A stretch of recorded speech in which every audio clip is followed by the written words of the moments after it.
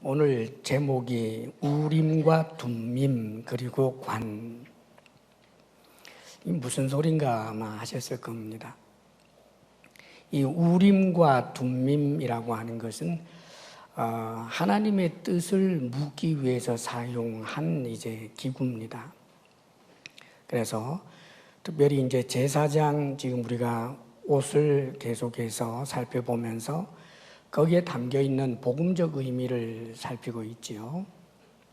우리 예수님께서 구약에 말씀하시는 모든 말씀이 다 당신을 뜻하는 것이다 라고 말씀하신 바가 있습니다. 그래서 구약의 그 말씀들 중에는 구속사적인 의미라든지 우리 주 예수 그리스도를 예표하거나 상징하는 그런 내용들이 참 많이 있습니다.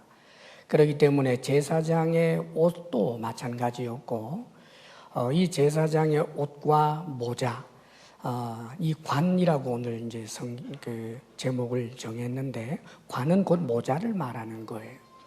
그러면 우림과 둠밈은 어디에 있었느냐 하면 제사장이 입는 옷 가운데 이제 제일 마지막에 부착하는 것이 흉패입니다. 흉패. 이 손바닥만한 것, 이를 가로 세로로 정확하게 이렇게 사각으로 된 흉패를 금줄로 해서 이렇게 부착을 아예 하는 겁니다. 완전히. 그 흉패 겉은 12개의 보석이 이렇게 4줄로 있는 거죠.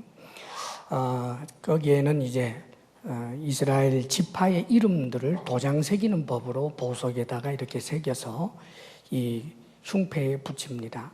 근데 이 흉패라고 하는 것 자체가 금색실 또 자색, 홍색, 가는 배실로 이렇게 짜는 것으로 되어 있기 때문에 이 흉패도 결국은 이제 예수님을 예표하고 상징하는 거지요. 그 흉패 안에 뭐가 있었느냐 하면 우림과 둠밈이라고 하는 것이 있었던 거예요. 자, 오늘 또 사진을 한번 볼까요? 네, 한번 보겠습니다. 띄워주세요. 자, 이제 제사장 옷입니다. 제사장 이제 모자도 쓰고 있고, 그 다음에 그 제일 마지막에 위에 부착이 되어 있죠. 대제사장에게. 가운데 있는 이가 이제 대제사장입니다. 그 대제사장 앞모습, 이 흉패가 붙어 있는데, 저 흉패가 주머니처럼 되어 있었던 거예요. 그 안 속에 우림과 둠밈이 들어가 있는 겁니다. 자, 그 다음에 다음 그림 한번 보여주세요. 이게 이제 제사장 관입니다. 모자죠. 그리고 그 모자에 여호와께 성결이라고 하는 패가 이렇게 부착이 되어 있습니다. 대제사장에게 쓴 그 모자 전면에 저기 히브리어로 이제 저게 글씨입니다. 여호와께 성결 이런 뜻이 이제 있죠.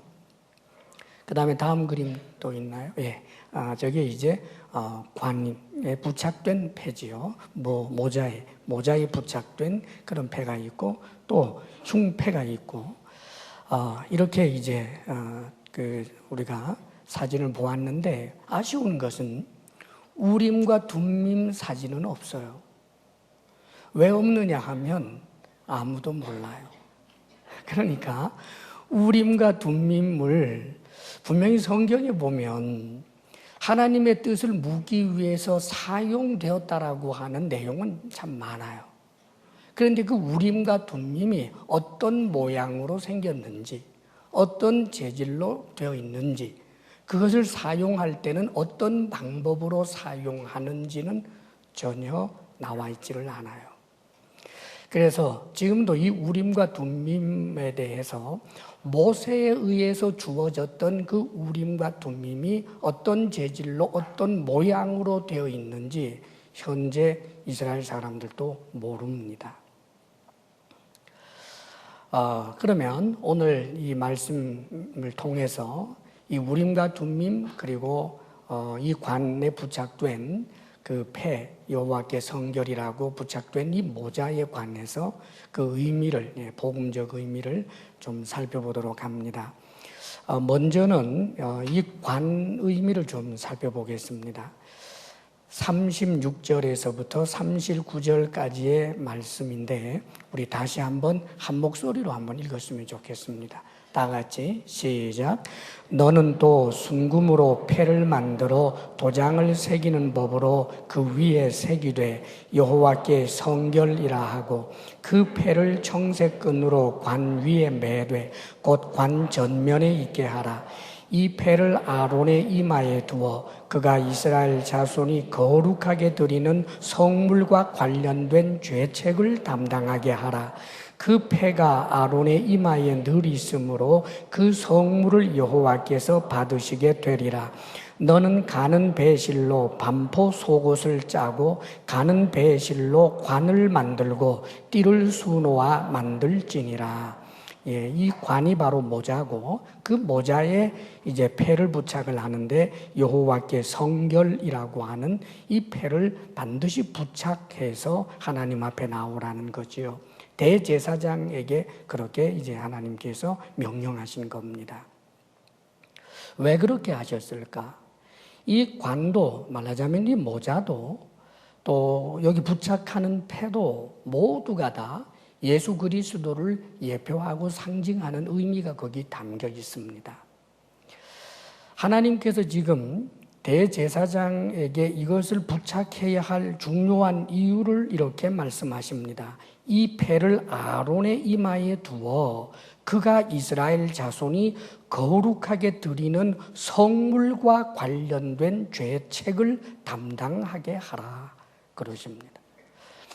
자, 하나님 앞에 거룩하게 드리는 예물, 그것은 얼마나 아름다운 것이고 복된 것이겠습니까? 주님을 사랑함으로 힘을 다하여 어렵고 힘든 가운데서도 하나님 앞에 드리는 예물, 제사 제물로 드리는 것, 혹은 수확의 첫 열매로 드리는 것, 혹은 11조 등등의 하나님 앞에 드리는 그 예물들이 있었단 말입니다.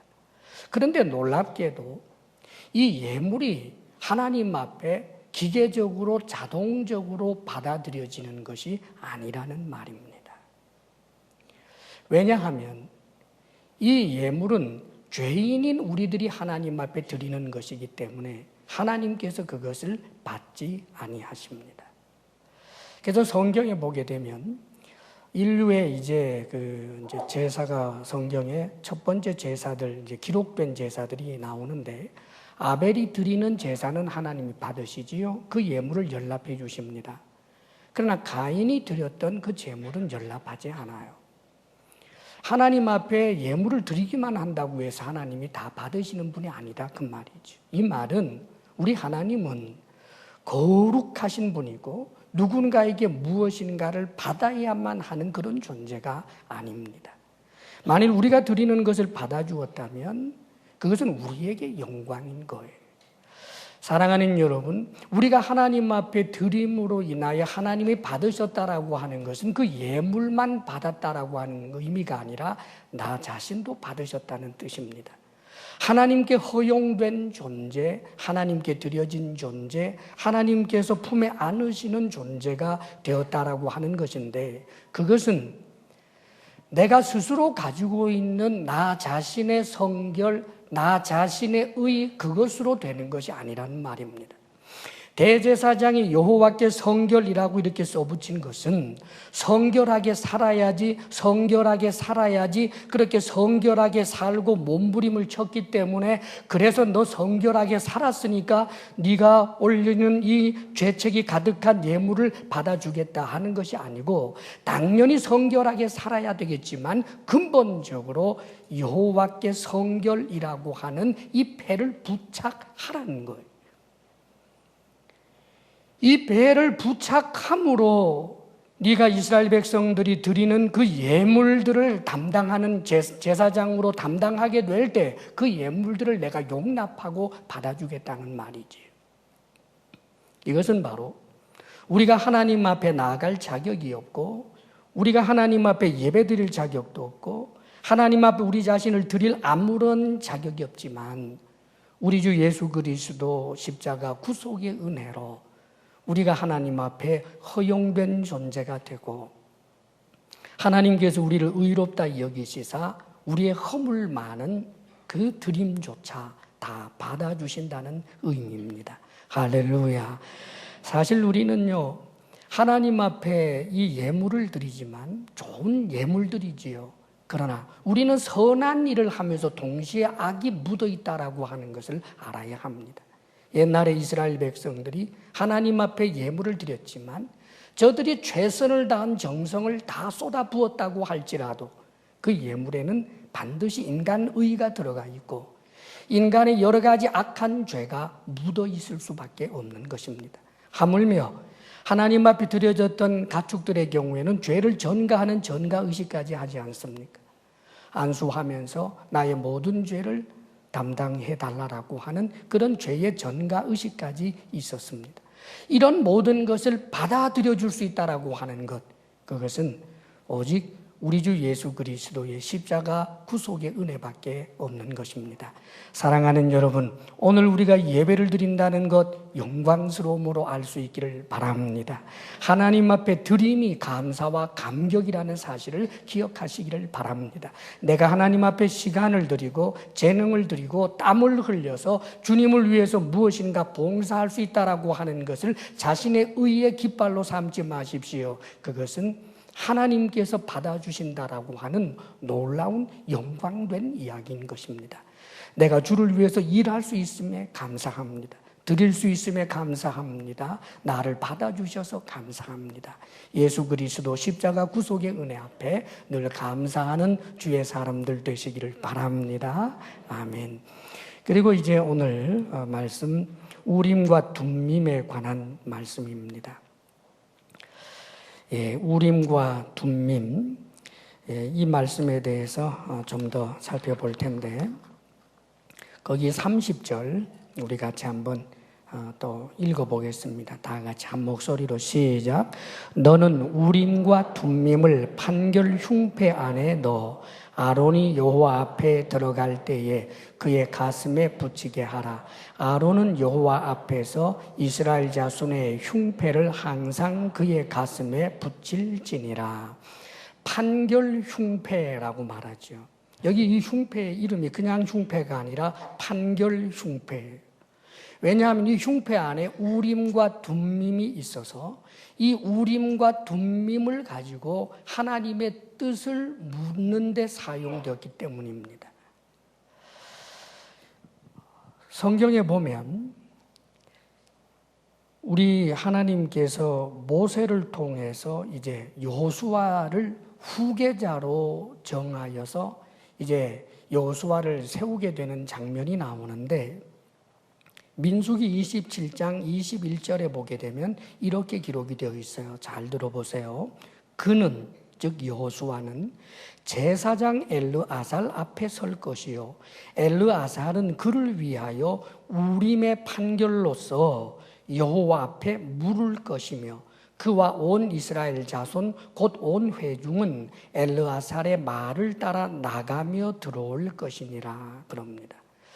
자, 하나님께서 이스라엘의 지도자로서 모세 다음에 여호수아를 세우면서 모세 시절에는 모세가 이 우림과 둠밈으로 하나님께 물을 일이 없었습니다. 모세는 예수 그리스도를 예표하는 사람으로서 철저하게 하나님과 정말 대화를 나누었던 그런 아주 유일한 인물입니다.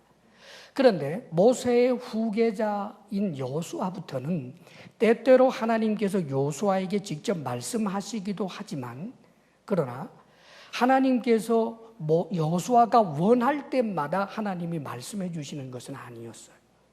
그래서 이때로부터는 바로 대제사장이 있는데 아론의 이제 아들이죠. 엘르아살 대제사장에게 이런 그 제사장 복장을 하게 하고 그다음에 이 흉패 안에 우림과 둠밈을 넣어서 여호수아가 하나님의 뜻을 물을 일이 있을 때 이 대제사장 엘르아살을 통해서 이 우림과 둠밈을 가지고 하나님의 뜻을 묻고 그 판결을 따라 행하라는 거였어요.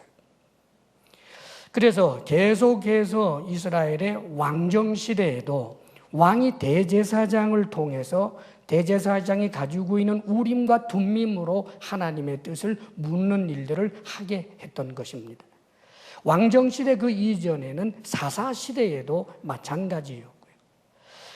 그 지도자가 대제사장을 통하여 하나님의 뜻을 묻는데 그 묻는 방식이 우림과 둠밈을 통하여 묻는 일들이 있었고, 또 다른 한 방편으로는 하나님께서 선지자를 통하여 말씀해 주시는 일들도 있었던 거예요. 성경에 보면 여호수아가 이 우림과 둠밈을 가지고 아간의 범죄를 찾아내는 일에 활용하게 되었던 것을 우리가 이제 성경을 읽어보면 나옵니다. 그리고 이 우림과 둠밈을 사용한 예들이 꽤 되는데 가장 많이 사용했던 이가 누구냐 하면 다윗이에요. 다윗이 이 우림과 둠밈을 사용한 내용을 읽어보면 너무 재미있습니다. 아주 흥미있는 내용들이 기록이 되어 있는데, 사무엘상 이제 23장에 보면 어떤 내용이 있느냐 하면 이런 내용이 있어요. 다윗이 이제 사울을 피해서, 사울 왕을 피해서 도망을 다니잖아요. 그런데 이 도망을 다니는 사람, 이 다윗을 추종하는 사람들이 한 600명쯤 되는데, 남자 장정을 말하는 거예요. 그런데 그 추종하는 사람 가운데는 아비아달이라고 하는 제사장까지 거기 있었어요. 왜냐하면 아비아달의 아버지가 아히멜렉 제사장인데 노베 제사장입니다. 이 다윗과 그의 추종자들에게 먹을 것을 주었다라고 하는 것 때문에 사울이 미쳐가지고 노베 제사장들, 에봇을 입고 있는 노베 제사장들을 모조리 죽입니다. 그런데 간신히 살아남은 사람이 아비아달이에요. 그러니까 이 사람이 이제 사울의 칼날을 피해서 결국은 다윗을 추종하고 함께 이제 도망을 다니는 이 아비아달 제사장이 있었던 거예요. 자, 그런데 이렇게 기록이 되어 있습니다. 사무엘상 23장 9절에 보면 다윗은 사울이 자기를 해하려 하는 음모를 알고 제사장 아비아달에게 이르되 에봇을 이리로 가져오라 하고, 에봇을 가져오라 무슨 말입니까? 이 에봇은 제사장 옷인데 그 대제사장 옷에는 이 흉패가 붙어 있고 그 흉패 안에는 뭐가 있다고요? 우림과 둠밈이 있다는 말이에요. 지금 다윗이 어떤 상황이냐 하면 그일라라고 하는 지역으로 지금 피해가 있는데, 사울 왕이 그일라 지역에 있는 사람들을 다윗을 숨겨줬다라고 하는 이유 때문에 전부 죽여버리겠다라고 하면서 달려온다라고 하는 정보를 받은 거예요. 그래서 이 다윗이 하나님의 뜻을 묻는 것입니다. 그냥 기도하면서 묻는 것이 아니고, 놀랍게도 우림과 둠밈을 가지고 지금 하나님의 뜻을 물어요. 그 묻는 내용이 이렇게 되어 있습니다.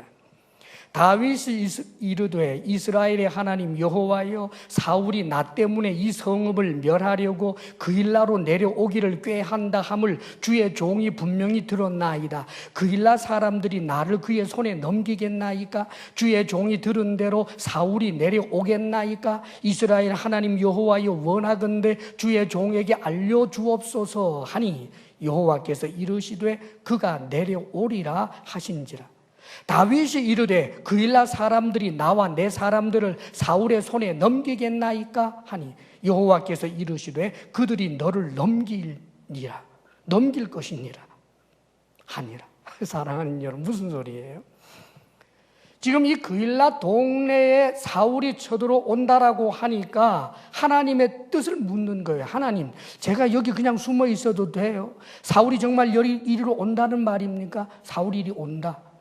그럼 이 그일라 동네 사람들이 나를 사울의 손에 넘길까요? 넘긴다. 그래가지고 이 다윗이 자기를 추종하는 600명과 함께 이 그일라 지역을 떠나서 다른 데로 도망감으로 살아난 내용이 성경에 기록이 되어 있어요. 또 있어요. 사무엘상 30장에도 보게 되면 어떤 상황이었느냐 하면 시글락이라고 하는 곳에 다윗과 다윗의 모든 추종자 가족들이 사는 이제 그 동네가 더 있었어요. 시글락 지역에. 다윗을 추종하는 장정들만 600명이니까 그의 아내와 또 뭐 자녀들을 생각하게 되면은 상당히 많은 숫자이지 않겠습니까? 그래서 그들을 그 시글락이라고 하는 동네에 두고 블레셋과의 전쟁 때문에 이제 이 다윗이 나간 적이 있습니다. 블레셋과 싸우려고 하는 것이 아니라 블레셋과 한편이 되어서 이스라엘하고 싸울 뻔했어요. 그런데 하나님의 역사로 다행히 그 블레셋 왕이 넌 들어가 이래가지고 그래서 그 군사를 이끌고 다시 그 동네로 돌아왔는데 기가 막힌 일이 일어난 거예요. 집이 다 불타버리고 처자식이 몽땅 다 포로로 잡혀갔어요. 아말렉 사람들이 습격을 해가지고 말입니다. 그러니까 다윗에 추종하던 사람들이 돌을 들어서 막 다윗을 때리려고 하는 아주 급한 상황이 일어났습니다. 그럴 때 다윗이 담대하게 주님을 의지하면서 이렇게 말합니다.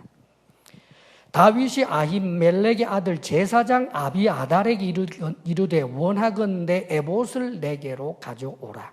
아비아달이 에봇을 다윗에게로 가져가매 그 에봇은 제사장 옷이고 거기는 흉패가 있고 그 안에 뭐가 있다고요? 우림과 둠밈이 있는 거예요. 이제 이렇게 묻습니다. 다윗이 여호와께 묻자와 이르되 내가 이 군대를 추격하면 따라잡겠나이까? 여호와께서 말씀하시기를 그를 쫓아가라. 반드시 따라잡고 도로 찾으리라. 그래서 따라가서 잡아서 자신들의 모든 그 식솔들을 되찾아왔다라고 하는 내용이 여기 기록이 되어 있어요. 우림과 둠밈 있으면 좋겠죠. 하나님, 이 사람하고 결혼하는 것이 하나님 뜻입니까? 아닙니까? 제가 지금 퇴직을 했는데 음식점을 할까요? 옷가게를 할까요? 하나님, 파주에서 살까요? 서울에서 살까요? 의사가 될까요? 항상 이렇게 물을 수 있으면 얼마나 좋겠습니까? 우림과 둠밈이 있으면. 이 우림과 둠밈이 나중에 에스라와 느헤미야서에 보게 되면 다시 이제 그 바벨론으로 포로로 잡혀갔던 사람들 중에는 이제 되돌아올 때 제사장들이 있었습니다. 그런데 그 제사장들을 수소문해 보았을 때 한 사람에게도 우림과 둠밈이 없어요. 에스라와 느헤미야가 우림과 둠밈을 찾으려고 했지만 찾을 수가 없었어요. 역사 속에서 사라져 버렸습니다. 그러면 우림과 둠밈만 있으면 정말 하나님의 뜻을 다 알 수 있을까? 아닙니다, 여러분. 사울이 사무엘상 28장 6절에 보면 사울 왕입니다. 사울이 여호와께 묻자오되 여호와께서 꿈으로도 우림으로도 선지자로도 그에게 대답하지 아니하시므로. 사울 왕이 하나님 앞에 기도한 다음에 요셉에게 그랬던 것처럼 꿈으로도 좀 뜻을 가르쳐 주십시오. 꿈으로도 대답해 주지 않았고 제사장을 불러가지고 우림과 둠밈을 사용해서 하나님의 뜻을 물었지만 역시 하나님의 대답을 들을 수가 없었어요. 그러니까 이 우림과 둠밈이라고 하는 하나님의 뜻을 알게 되는 것을 제비 뽑는다라고 하는 식으로도 표현이 되어 있는데 그렇다고 해서 검은 구슬, 하얀 구슬이 있어서 하얀 게 싹 뽑히면 찬성, 까만 게 뽑히게 되면 반대 이런 식으로 쓸 수 있는 게 아니었다는 말입니다. 우림과 둠밈을 통해서 하나님께서 응답을 하실 때는 그것이 어떤 방법으로 응답이 되고 하나님께서 말씀하시는지 알 길이 없지만 짐작할 수 있는 것은 초자연적이거나 놀랍고 특이한 그런 방식으로 우림과 둠밈을 통해서 하나님의 뜻을 보여주는 어떤 것이 있었다는 말이에요. 그런데 사울에게는 그 현상이 없었던 거예요. 아무리 우림과 둠밈을 가지고 블레셋과의 전쟁이 어떻게 될 것인지 자신의 미래가 어떻게 될 것인지 아무리 여쭤봐도 하나님이 응답해 주지 않았다는 거예요. 왜 그렇습니까? 사울은 이미 하나님의 말씀 바깥에 있었기 때문입니다. 다윗이 묻는 그 하나님의 뜻을 물을 때 왜 응답했을까요? 다윗은 하나님 말씀 안에 있었기 때문입니다.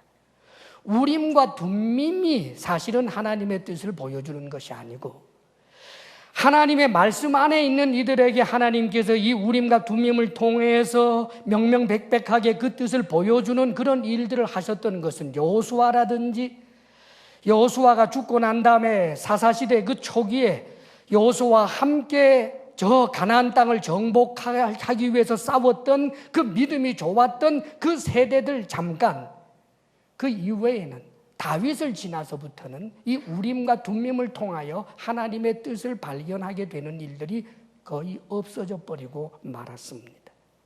히스기야라든지 혹은 이 요시야라든지 요아스라든지 좋은 왕들이 때때로 등장하지만 그 좋은 왕들에게도 하나님께서 당신의 뜻을 가르쳐 줄 때는 보통 선지자를 보내셔서 뜻을 가르쳐 주셨습니다. 그렇기 때문에 나중에 하나님께서는 점점 우림과 둠밈을 통하여 뜻을 가르쳐 주시는 것이 아니고 선지자 하나님의 말씀을 통하여 가르쳐 주셨고, 그리고는 아예 우림과 둠밈 자체를 치워버리셨고, 오늘날 성경이 완성이 되고 난 이후에는 하나님의 뜻은 하나님의 말씀, 그리고 이 하나님의 말씀을 조명해 주시는 우리 속에서 역사하시는 성령님을 통하여 하나님의 뜻을 깨닫게 되는 것입니다. 할렐루야.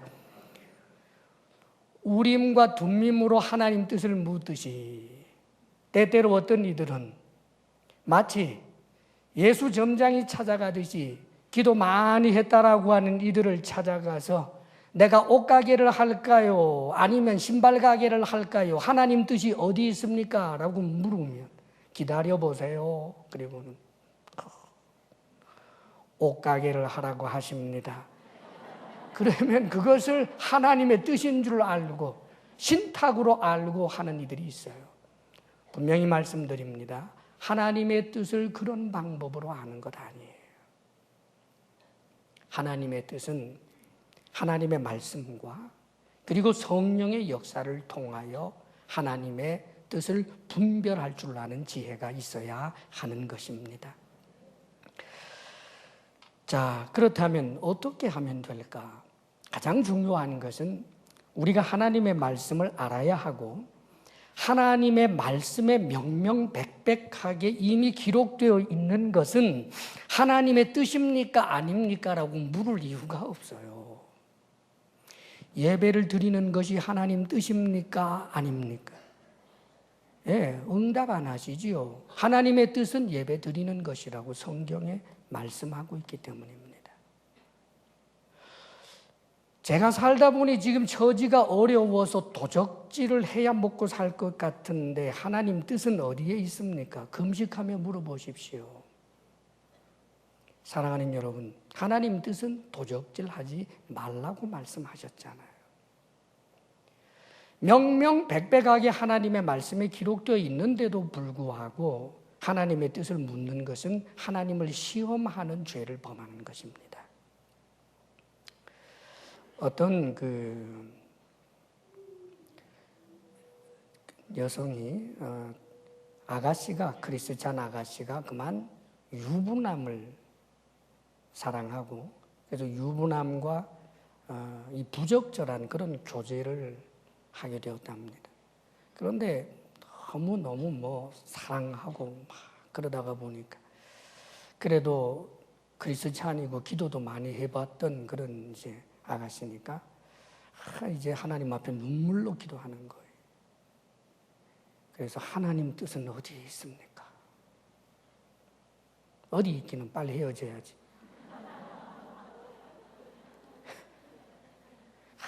하나님 뜻을 묻고 있다니까 마음속에 막 울림이 오더라는 거예요. 너 아무개를 사랑하느냐? 예, 하나님. 목숨을 다해서 사랑합니다. 나는 그 사람 없으면 못 살 것 같아. 그렇다면 결혼해라.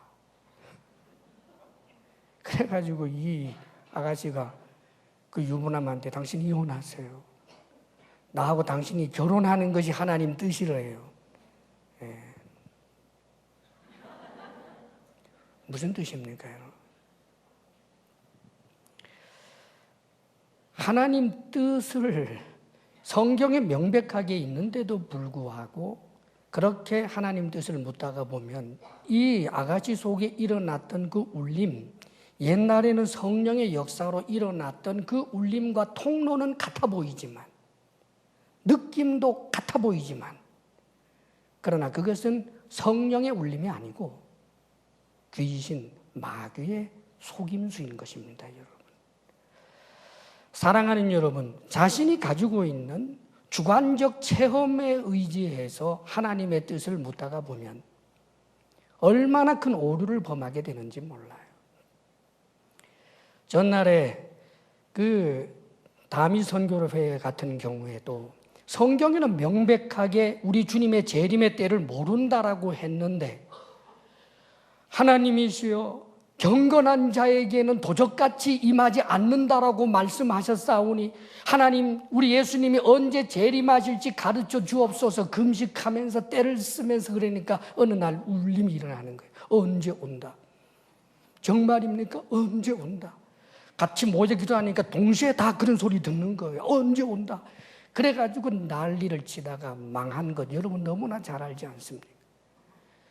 그동안 기도할 때 정말 성령의 역사로 왔던 그 감격, 그 기쁨으로 응답이 오기는 왔는데 하나님의 말씀과 다르다. 그것은 마귀의 소리라 그 말입니다, 여러분. 그렇기 때문에 성경은 하나님의 뜻을 분별할 수 있는 우리에게 중요한 지혜를 가르쳐주고 있습니다. 로마서 12장 2절에 이렇게 우리에게 권해 주십니다. 너희는 이 세대를 본받지 말고 오직 마음을 새롭게 함으로 변화를 받아 하나님의 선하시고 기뻐하시고 온전하신 뜻이 무엇인지 분별하도록 하라 그러십니다. 하나님의 뜻을 분별하기 위해서 하나님의 사람들이 먼저 해야 할 일이 마음이 변화를 받아야 하는데 이 변화를 받기 전에 해야 할 일이 하나 있습니다. 그게 뭐냐면 이 세대를 본받지 말고, 이 세대란 세상을 말하는 것인데 세상적 가치, 세상적 가치의 그 틀을 말하는 거예요. 세상과 똑같이 말하라. 세상이 추구하는 그 가치대로 살지 말아라. 이 세상의 시대 정신을 따라서 살지 말아라. 이 세상은 어떤 가치를 가지고 있습니까? 성경은 이렇게 말씀해 주지 않습니까? 이 세상이나 세상에 있는 것들을 사랑하지 말라. 누구든지 세상을 사랑하면 아버지의 사랑이 그 안에 있지 아니하니 이는 세상에 있는 모든 것이 육신의 정욕과 안목의 정욕과 이생의 자랑이니 다 아버지께로부터 온 것이 아니요 세상으로부터 온 것이니라 라고 말씀합니다. 다시 말하면 지위, 물질, 이 세상에서 땅의 것을 보화로 여기며 잘 먹고 잘 사는 그 가치에 집중되어서 살아가는 것. 저 영원한 하늘나라 보화나 그 가치는 늘 2선, 3선으로 미루어 놓고 살아가는 것. 크리스찬이라고 하면서도 하늘의 보화보다도 땅의 보화를 더욱더 사실상 추구하며 살아가는 것. 그래서 정욕이 가득한 것, 욕심이 가득한 그런 사람으로 살지 말아라. 그 욕심들을 내려놓아라. 세상적 가치를 내려놓아라. 그러면서 이렇게 말씀하십니다. 이 세대를 본받지 말고 오직 마음을 새롭게 함으로, 마음을 새롭게 한다. 이것은 누가 새롭게 하는가? 내가 하는 거예요. 세상에 대한 가치에 대해서 세상을 추구하던 그런 눈을 들어서 오히려 하나님을 바라보고 예수 그리스도 십자가 구속의 은혜에 초점을 맞추는 것입니다. 전날에 타락했던 둘째 아들이 아버지를 생각하는 그 마음의 전환, 아버지를 생각하는, 아버지 집에는 풍부하다. 아버지는 나를 받아줄 것이다. 그래서 아버지를 생각하지 않고 살다가 다시 아버지를 생각하는 것처럼 우리가 예수 그리스도 십자가 구속의 은혜, 하나님의 그 사랑, 영원한 하늘나라 그 가치, 하나님 나라와 그 의에 내 마음에 초점을 맞추게 될 때 놀라운 일이 일어납니다. 변화를 받아 그럽니다. 변화를 받는다라고 하는 것, 이것은 내가 변하는 것이 아니라 성령의 역사로 말미암아 변화가 일어난다라고 하는 거예요. 단순히 하나님 앞에서 이 세상 사람들이 결심을 한다라고 다 천사 되는 자 없습니다. 그러나 예수를 믿는 우리들이 주님, 내가 지금까지 잘못했네요. 예수님 사람이라면서 하나님의 자녀라고 하면서도 그 하나님의 은혜에 초점을 맞추지 않고 자꾸 땅의 것만 바라봤네요. 하나님 잘못했습니다 하면서 하나님에게 초점을 맞출 때 성령의 역사가 일어나서 근본적으로 내 마음속에 변화가 일어나게 되는 것입니다. 할렐루야. 이런 변화를 통하여 우리는 분별력이 생깁니다. 하나님의 선하신 뜻, 하나님의 기뻐하시는 뜻, 하나님의 완전하신 그 뜻이 분별되기 시작하는 거예요. 그런데 아무리 성경책이 있고 아무리 성령이 역사한다 할지라도 내가 세상 정욕에 계속해서 함몰해 있는 한, 내 마음을 스스로 새롭게 하지 아니하는 한, 여전히 세상에 발을 걸쳐놓고 살고 있다면 성경 말씀을 펼쳐놓고도 하나님의 선한 뜻 모릅니다.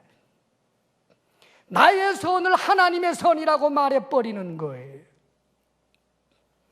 사랑하는 여러분, 내 마음의 변화가 일어나지 않고는, 성령의 조명과 역사가 일어나지 않고는 진정한 하나님의 그 선하신 뜻을 모르고 내 선이 선이라고 오히려 하나님의 선을 사실상 악으로 규정해버리게 되는 일들이 크리스찬이라고 하는 이들 가운데서도 얼마나 일어날 수 있는 일인지를 알아야 합니다. 저는 요 근래에 분쟁이 있는 교회 문제를 좀 보면서 정말 충격을 받았습니다. 분쟁하고 있는 교회 양쪽 그룹이 전부 자신들이 의라는 거예요. 그러면서 자신의 반대편에 있는 것은 모조리 악이고 막이라고 규정을 하고 자신들의 이해관계에 조금만 손해가 된다라고 생각을 하면 전부 총회고 노회고 목사고 모조리 마귀의 주구라고 그렇게 표현하는 것을 보면서 얼마나 놀랐는지 모릅니다. 자신들이 선이라고 말합니다. 그런데 알고 보면 욕심 이외에 다른 것 아니었습니다. 기득권을 붙잡고 자신들의 이익을 극대화하려고 하는 이 정욕에 사로잡혀 있는 한 성경을 펼쳐도 하나님의 선하신 뜻이 보이지 않고 성령의 역사가 있어도 마귀의 역사를 성령의 역사로 그렇게 바꾸어 생각해버리게 되는 것입니다. 사랑하는 여러분, 예수 그리스도 십자가 구속의 은혜에 초점을 맞추시기를 바랍니다. 우림과 둠밈이 흉패 속에 있었습니다. 말하자면 하나님의 뜻은 어디에 있는가? 우리 주 예수 그리스도 안에서 하나님의 뜻이 온전히 이루어지게 되는 것입니다. 하나님의 선하시고 기뻐하시고 온전하신 뜻은 예수 그리스도 십자가 구속의 은혜, 우리 주 예수 그리스도 안에서 발견할 수 있는 것입니다. 우림이라고 하는 그 뜻 자체가 빛이라는 뜻입니다. 빛들, 그 광휘. 또 하나님의 뜻은 그렇게 의롭고 선하다는 뜻이죠. 그뿐만 아니라 이 둠밈이라고 하는 것도 완전함이라는 뜻이에요. 하나님의 뜻은 완전하시고 하나님의 뜻은 빛되고 선하신데 그 뜻이 전부 어디를 통하여? 그리스도 안에서. 할렐루야. 예수 그리스도 십자가 구속의 은혜를 믿지도 못하고 알지도 못하는 이가 하나님의 선하신 뜻 모릅니다. 아무리 천사처럼 산다고 할지라도 하나님의 선하신 뜻, 기뻐하시는 뜻, 완전하신 그 뜻 모릅니다. 예수를 믿는다고 하면서도 세상 것 사랑하다가 보면 하나님의 선한 뜻이 희미해져 버립니다. 하나님의 기뻐하시는 뜻이 희미해져 버립니다. 그래서 항상 혼돈 속에서 살게 되는 것입니다. 사랑하는 여러분, 하나님께서는 내가 구체적으로 하나님의 뜻을 물으면서 의사가 될까요? 변호사가 될까요? 이 사람하고 결혼할까요? 저 사람하고 결혼할까요? 내가 서울대학을 갈까요? 고려대학을 갈까요? 서울에서 살까요? 파주에서 살까요? 그런 데 관심 있는 것 아닙니다. 하나님의 선하심과 기뻐하심과 완전하신 뜻이 내게 임하고 있다라고 하는 것을 믿으며 살라는 것입니다. 사랑하는 여러분, 나를 향한 하나님의 뜻은 항상 선하십니다. 믿으십니까? 나를 향한 하나님의 뜻은 항상 기쁨입니다. 이 기쁨이란 하나님께서 가지고 계시는 그 만족함을 통한 기쁨을 말하는 거예요. 우리가 주님을 향한 믿음으로 나아가게 되면 내 삶의 자리가 아무리 힘들고 어려워도 주님으로 인한 만족과 기쁨이 있다라고 하는 것입니다. 오늘 만일 내가 늘 예수를 믿는다라고 하면서도 불평과 불만과 그리고 자신의 생일을 저주하면서 그렇게 산다면 사랑하는 여러분, 그는 지금 하나님의 뜻을 떠나서 살고 있는 것입니다. 하나님의 뜻은 완전하십니다. 나를 인도하시는 것이 완전하십니다. 그런데 계속해서 혼돈 속에 빠져 있고 계속해서 의심 속에 있다면 그는 하나님의 완전하신 뜻을 지금 어기고 있는 것입니다.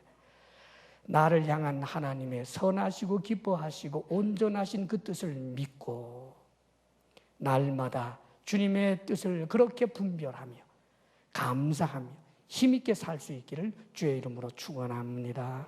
아멘. 기도하겠습니다.